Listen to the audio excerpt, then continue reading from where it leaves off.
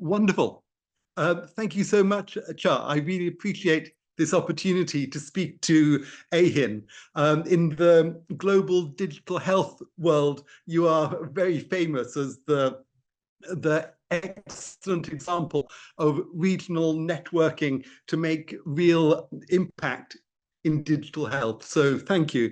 I'm delighted and honored to be speaking with you. I think you all already know about the climate crisis, whether you call it climate change or the ecological and climate crisis that is happening throughout our planet and already is severe and is only going to get worse. My question is, given this fact, what should digital health be doing in response to the climate crisis?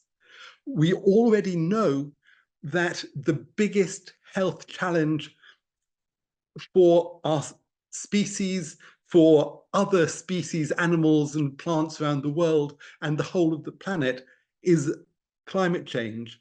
And the issue is, does digital health, the work we are all involved in, have a role in dealing with this, in responding to this, in basically helping our society, our civilization, our species through this challenge? So I'm the co-chair of a group that is working on this, and I'll come back and say a little bit more about this.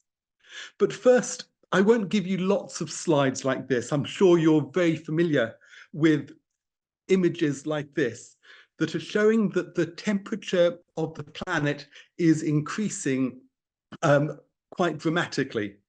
It's usually measured as the average temperature on the planet above what it was in about 1800, just over 200 years ago, before the industrial era.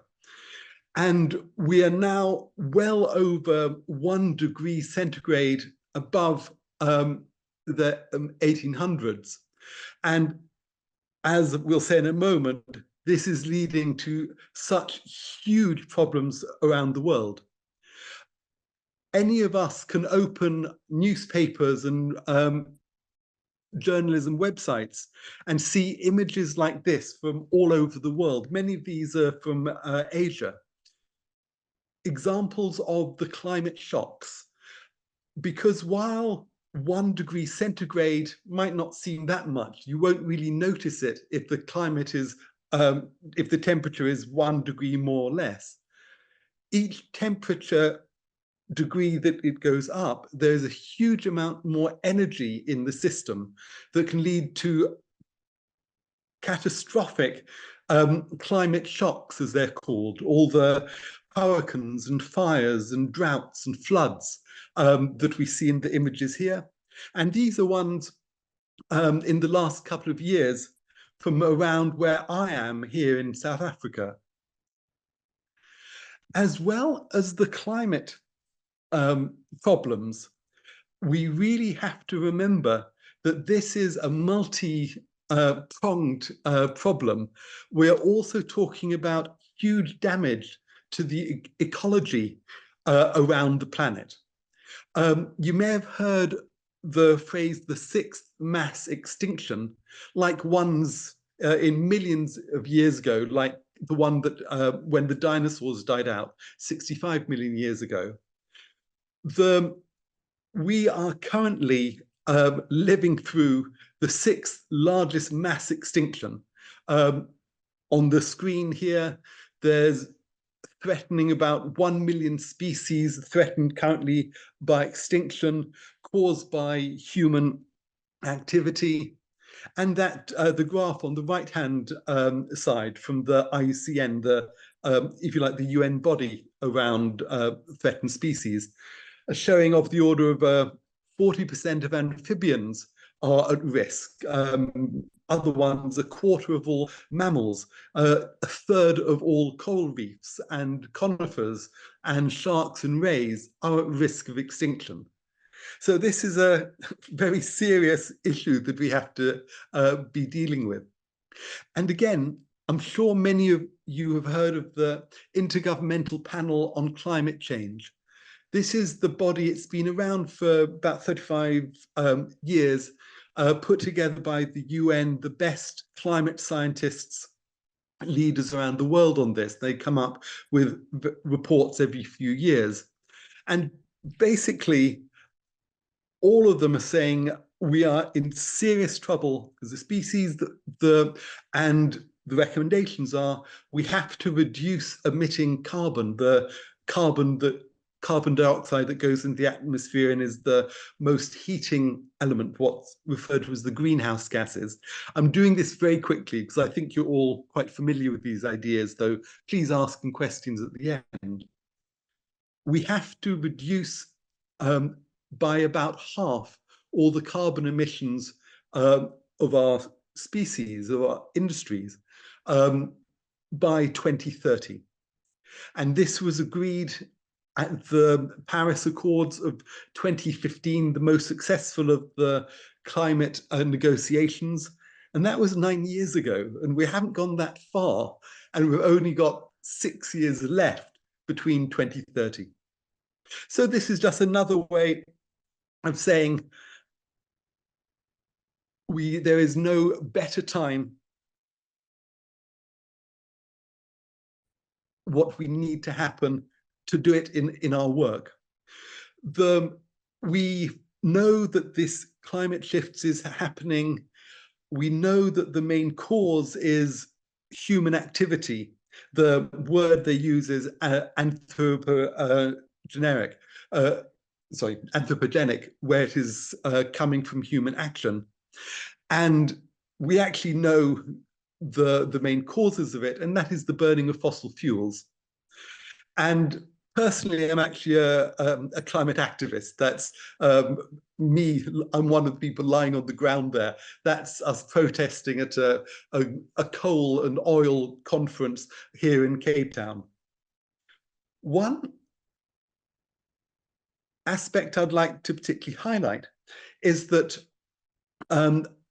the huge link between this climate change and health. Again, I think all of you in this meeting will be able to describe this, perhaps directly in your own work. But there are various reports, this is from the World Health Organization, showing the huge linkages and impacts that any form of climate change has on human health.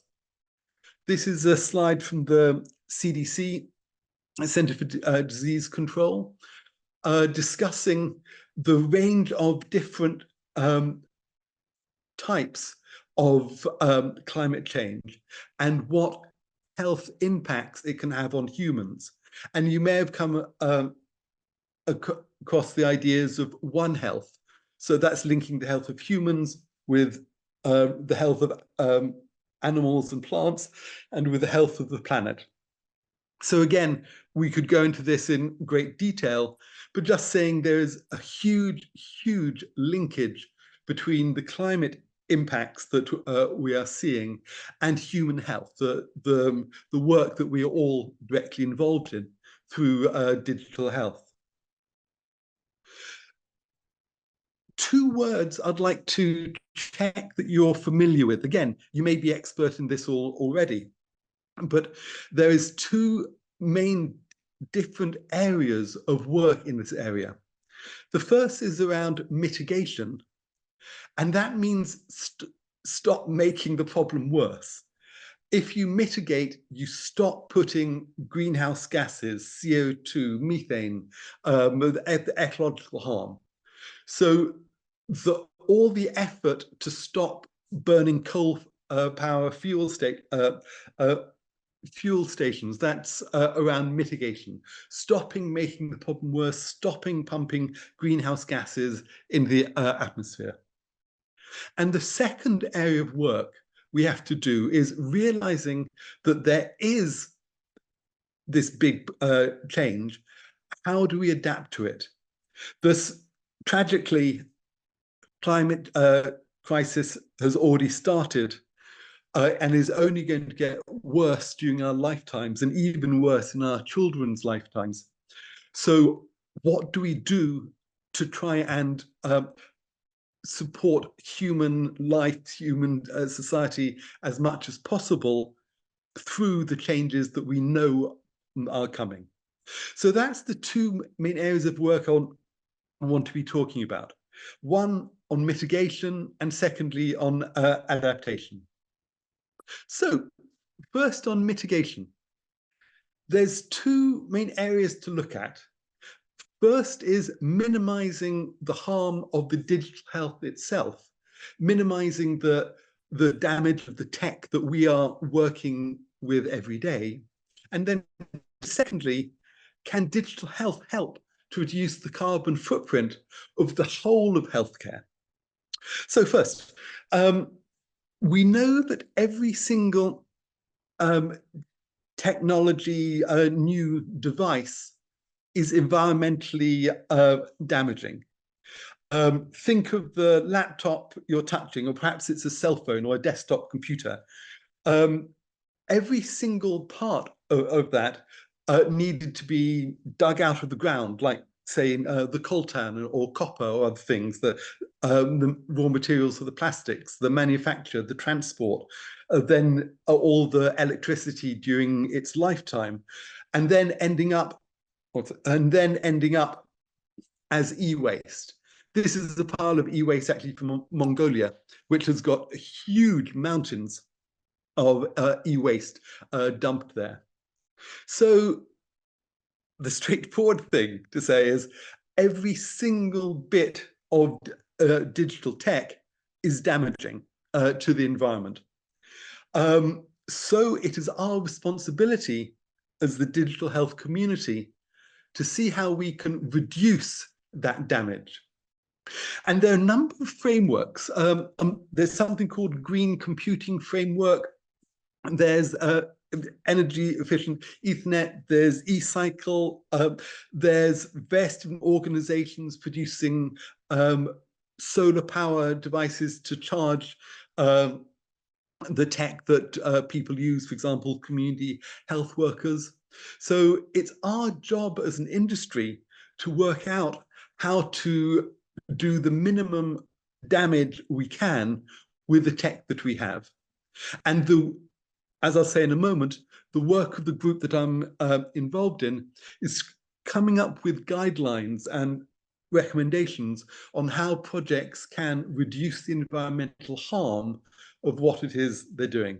And for example, there's some blindingly obvious things. When the devices aren't in use, turn them off. If your server or other devices are not going to be used overnight, switch them off. You don't need to have them powered on 24/7. Okay, so that's the first, if you like, the easiest step, reducing the carbon footprint of the tech we ourselves do in our digital health implementations. The second and larger role is, can digital health reduce the carbon footprint, the environmental harm of the whole healthcare industry? There's quite a few studies now that are suggesting that healthcare as an industry has a huge impact. The yellow line at the bottom says that healthcare accounts for 8% of the US carbon footprint. There's another study that says if healthcare was a country, it would be the 5th most environmentally polluting country on the world. So the question is, this can be if you like, an argument in favor of digital health.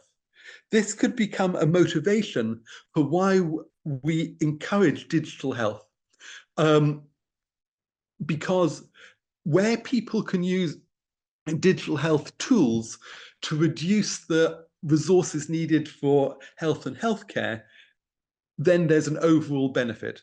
I'm talking here about telemedicine, about empowering health workers, community health workers to go out rather than needing people to come into the facility. I'm talking about digital self-care, which allows people to a very good level to take care and take responsibility, look after their own health, rather than having to go to health professionals and health facilities and hospitals, which are all much more resource intensive. Another example of digital health reducing the overall environmental harm of healthcare is Zipline. You might know this, it's small drones that fly to deliver blood transfusions. The thing that's dropping out of the drone at the bottom of the picture is in that red box, 1 liter of blood on a little parachute.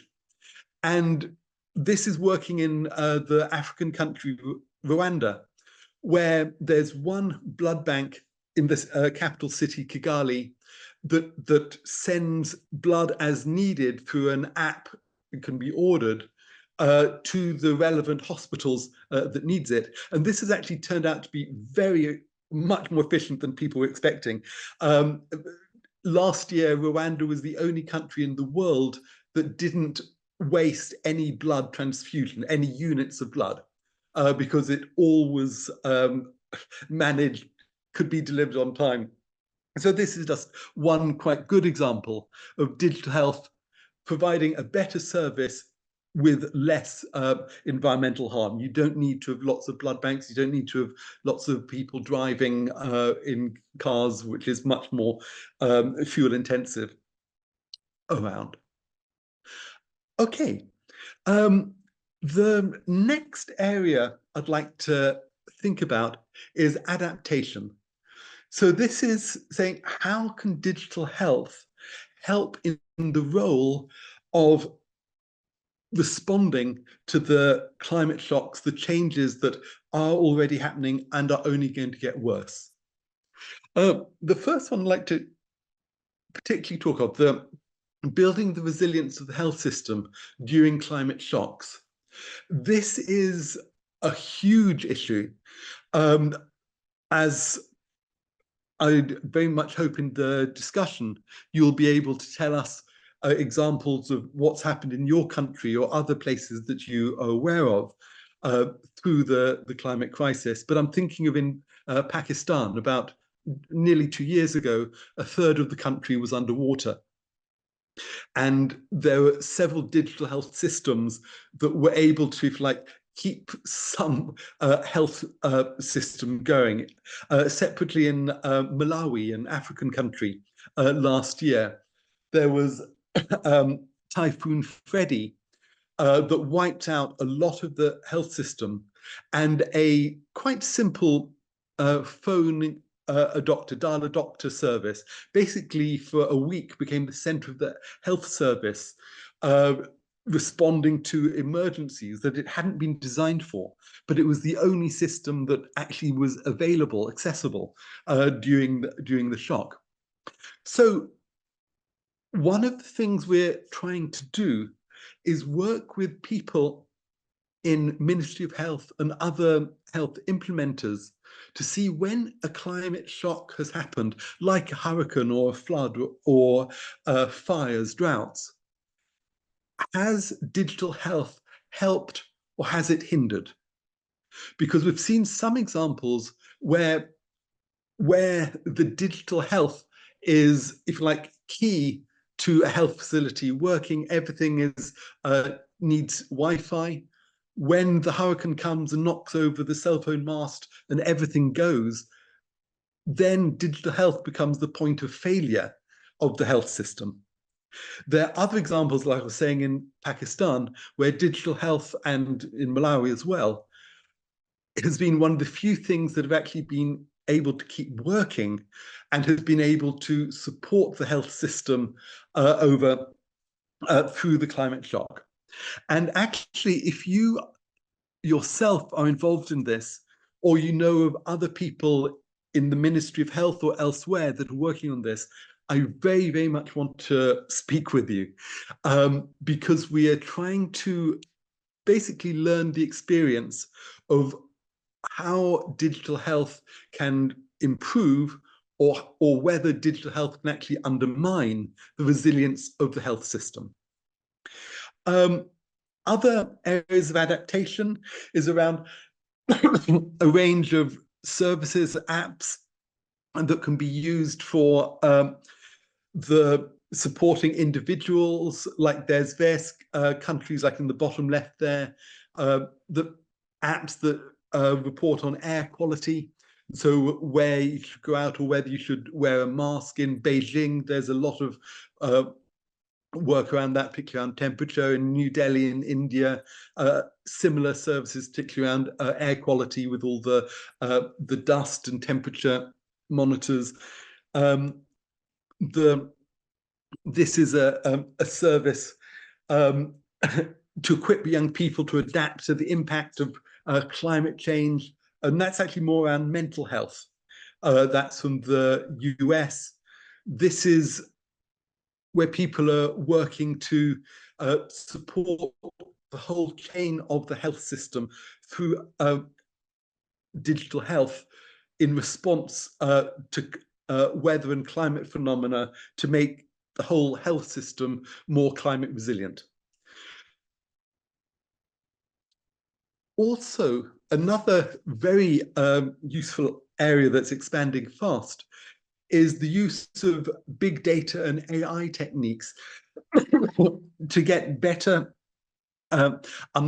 understanding of the overlap of human health, weather, meteorology, and demographics and other relevant data sets to be able to manage and plan the health system better.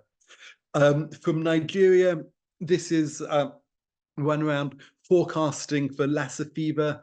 There are about 6 or 7 different countries doing similar things in Latin America, Africa, and Asia that I know of. And the biggest single project in this area is DHIS2. I'm sure you all know the District Health and Information Service 2, the online version, which has started a quite large project around health sector preparedness and response.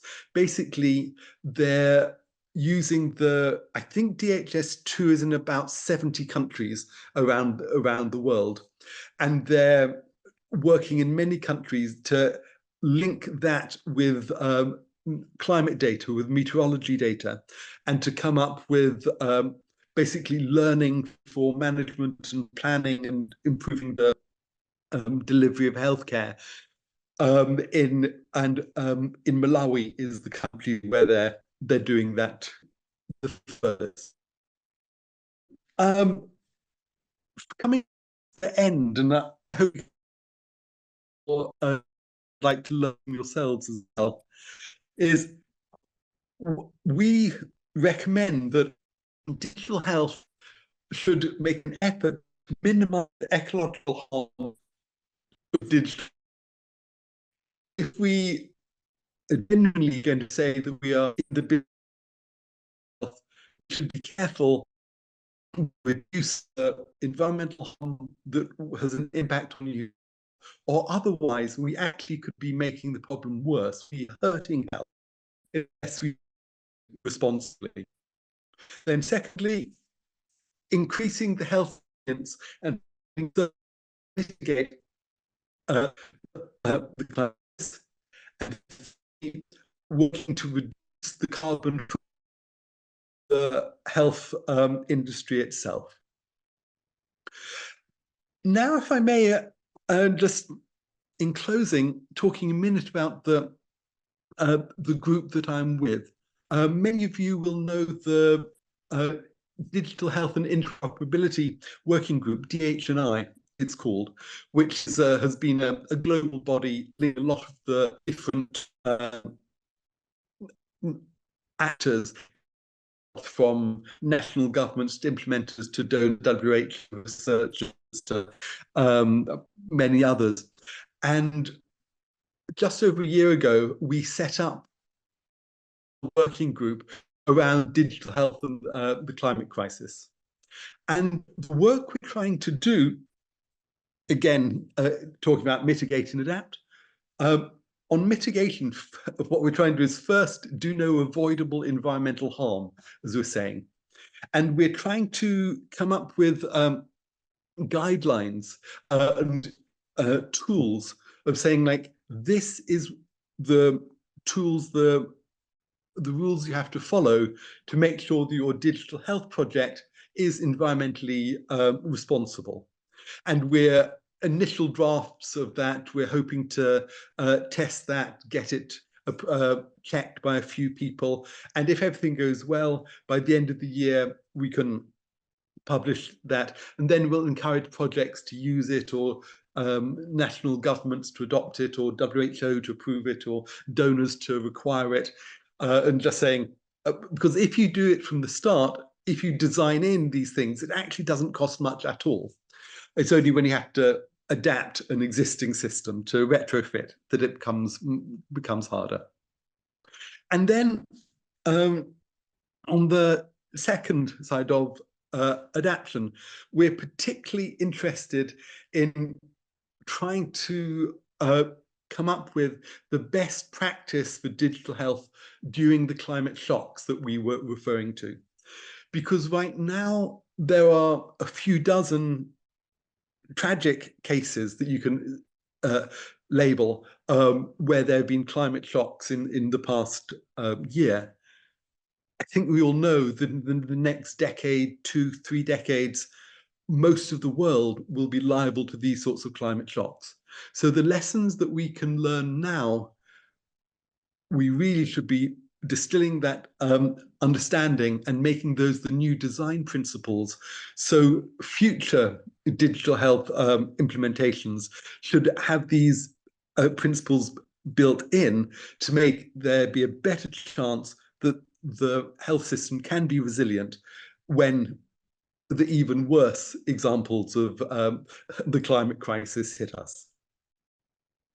So that's it. I'm here to please humbly ask if you'd be willing to join us.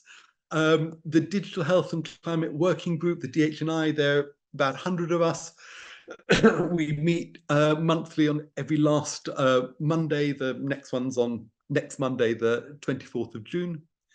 And in particular, my request to this group is, if you do have experience yourself or know someone else who does, experience with digital health during a climate shock, whether it worked well or whether it was a problem, both I really, really would like to learn from you. Also, if you or your facility, your organization, your government, your hospital, whatever, is doing work on reducing the carbon footprint of digital health and healthcare as a whole, I really would like to learn from it. And then finally, there is an email list you'd be very welcome to join. And we've just published a survey that I can send to Char or put on the in the chat. So with that, I would suggest that we should try to first do no avoidable environmental harm and be part of the solution to the climate crisis and not just part of the problem. With that, thank you so much. I really appreciate the opportunity of speaking to you, and I very look forward to any questions and actually learning from you just as much as anything I could say. Thank you very much. Back to you, Cha. Thank you very much for that presentation, Dr. Peter. Before we entertain some questions, I think our Executive Director has something to say. Sir Jai, would you like to proceed? Yeah, thanks, Cha. Peter, this is a very relevant topic. I think we also discussed this few months back when we were together. But I don't have a solution to the problems that was already mentioned. But then, like, I think sometime, like, there is a saying that things begin at home. So each of us, in our own small way, could probably make a difference. And then that collectively, it will turn out to be something better for the world. But some concerns are there. Like, for example, like, yes, like we all have been actually in digital health for quite some time, and then we strongly believe in it. And then for that, power generation and connectivity are critical for any meaningful digital health interventions in most of the places. And then, yes, connectivity has improved. also with power generation, but then still there are lots of parts in the world where this is still a problem. And then when countries talk about cutting off, this emissions and then the carbon footprint, but then like these are coming from the developed world, wherein the developing world still has to, get those. And then if they are asked to actually cut down, it may not be of any meaningful reasoning to them. So there should be a clear kind of pathways even for those developing nations where they will still be on the digital transformation, but still how they can manage. Like one of the things that I always think about is like we are also talking about move on the electronic vehicles, right? Even for that, the charging, there are technologies evolving, but then still most of it is like using the conventional fuels, which generates the gases. So just more of a comment, but then like how do we as individuals, and then also like you also put this question of how to work with regional networks, like how we can be part of this global effort. At the same time, noting the differences and then the aspirations of each country to become developed on their own. Thank you. Yes, thank you very much for that, Jai. I absolutely agree with you.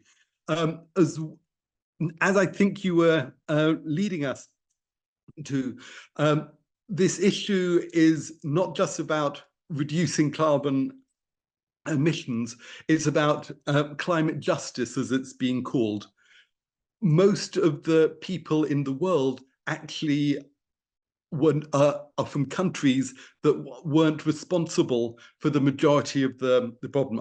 I'm originally from the UK, from England, and it has been Europe and North America that overwhelmingly has pumped out all the CO2s for 200 years without really knowing it, then for the last 50 years, absolutely with knowing it.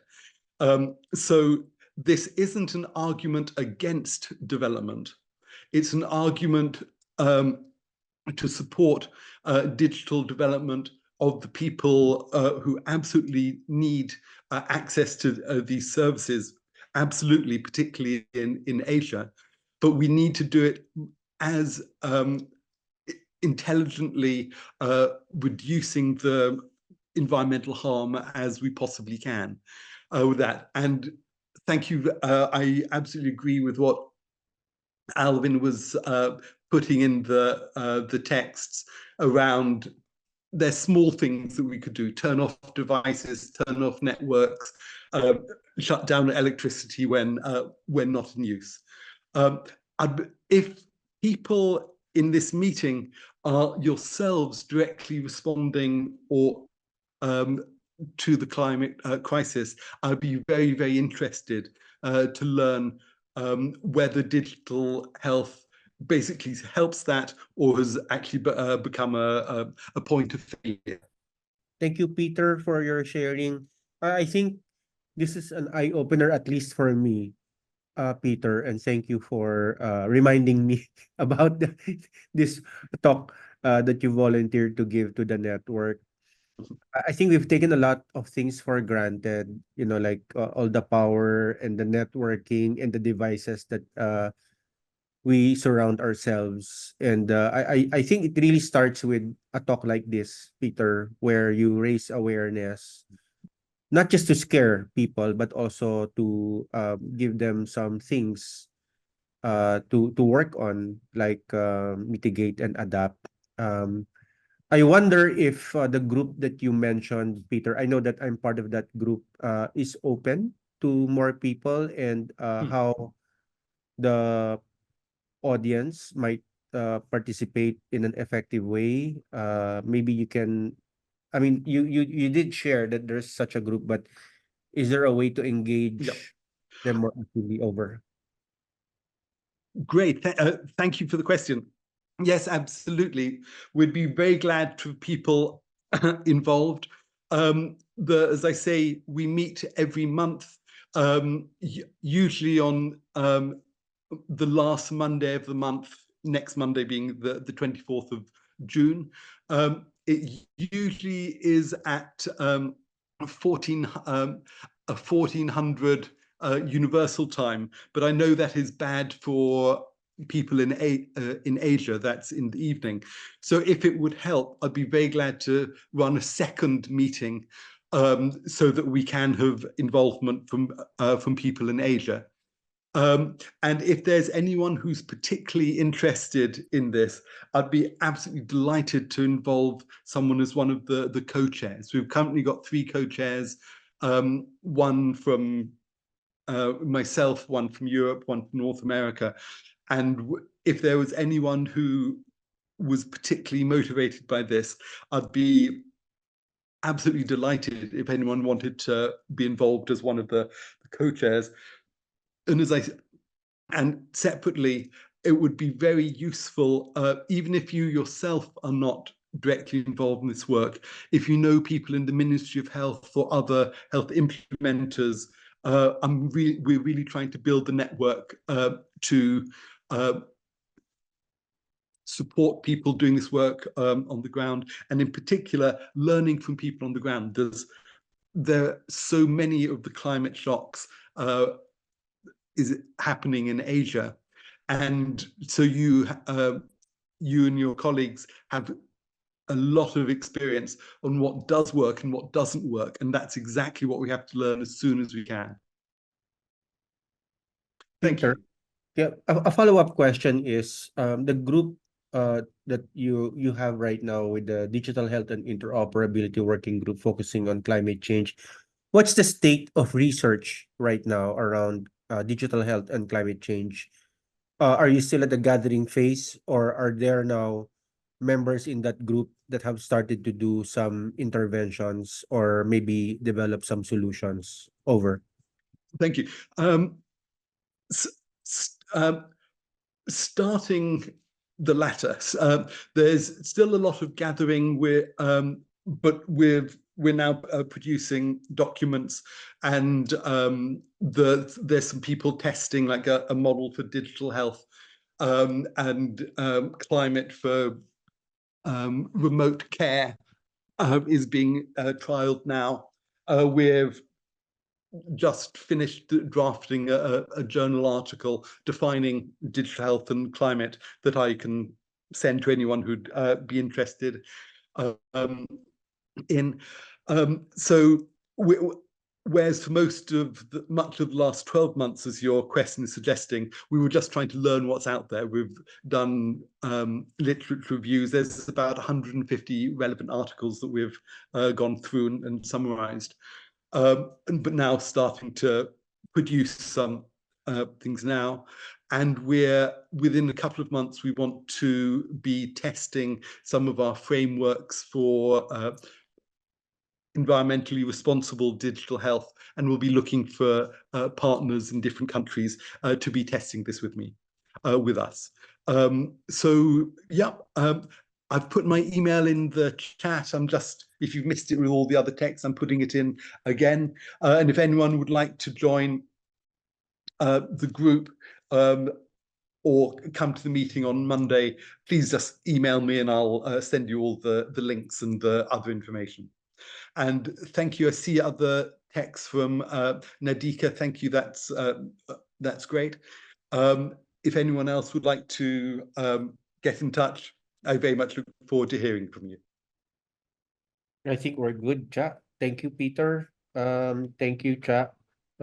Maybe we can have something more regular than just once a year or once upon a time, Peter. I wonder how frequent you think we should be covering this topic. I mean, I'm sure there's no standard right now, but with all of the things that are happening around the world, on one end, a lot of us digital health advocates pushing for digital health. But on the other side, it also can contribute, as you said, to further crises.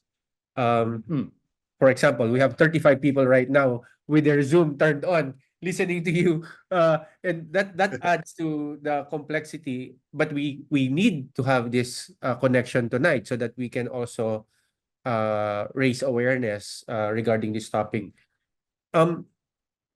Once a quarter, I wonder what the working group that you have right now in climate change was planning to do in terms of covering the networks. I mean, AeHIN is always available, but how often did you think you should be reaching out and gathering inputs from the regions on an annual basis, Peter?